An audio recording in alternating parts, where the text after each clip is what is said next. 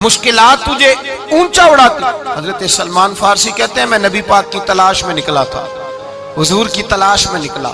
اور میں نے کئی سال حضور کو ڈھونڈا، کبھی ایک دروازے، کبھی ایک دروازے، کبھی دوسرے دروازے، کبھی تیسرے دروازے۔ فرماتے ہیں میں شہزادہ تھا پر بکتا بکاتا مدینے آیا،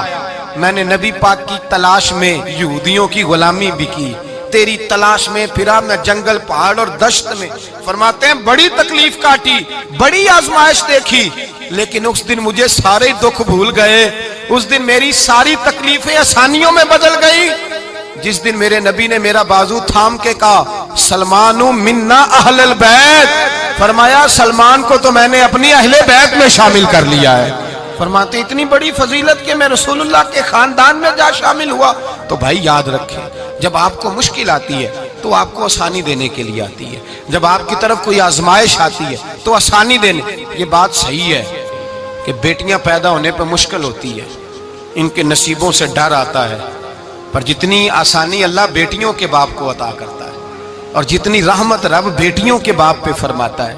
اتنی بھی کسی اور کے حصے میں نہیں آتی۔ اس میں شک کوئی نہیں کہ بوڑھے ماں باپ کو جب سنبھالنا پڑے تو مشکل ہوتی ہے، بوڑھوں کی طبیعت بچوں جیسی ہو جاتی ہے، دقت ہوتی ہے، آزمائش ہوتی ہے، ان کی بات سننا بعض اوقات کڑوا لگتا ہے، ان کی فرمائشیں بعض اوقات بچوں کی طرح ایسی ہوتی ہیں جو حل نہ ہو سکیں،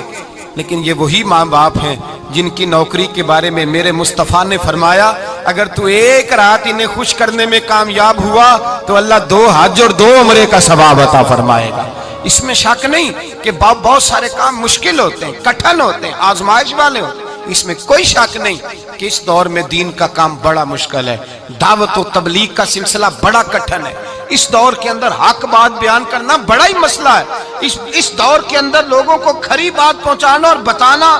یہ اپنے ہاتھ میں آگ کا انگارہ پکڑنے کے مترادف ہے۔ لیکن میرے مصطفیٰ نے فرمایا تھا اس دور میں جب فتنہ ہو من تمسک بسنتی اندہ فساد امہ فلہ اجر 100 شہید، فرمایا اس دور میں جب آزمائشیں آ جائیں، تکلیفیں آ جائیں، اس دور میں جو میری سنت پر عمل کرے گا، رسول پاک کا وعدہ ہے اللہ ایک سنت پر عمل کرنے والے کو 100 شہیدوں کا ثواب عطا فرمائے، اللہ 100 شہیدوں کا درجہ دے گا اسے۔ تو بھائی جس قدر مشکل زیادہ اس قدر آسانی بھی، اس قدر اجر بھی زیادہ۔ مشکلات سے گھبرایا نہ کریں، ذہن بنا لیں کہ جس رب نے دی ہے وہی اللہ نجات بھی عطا فرمائے گا۔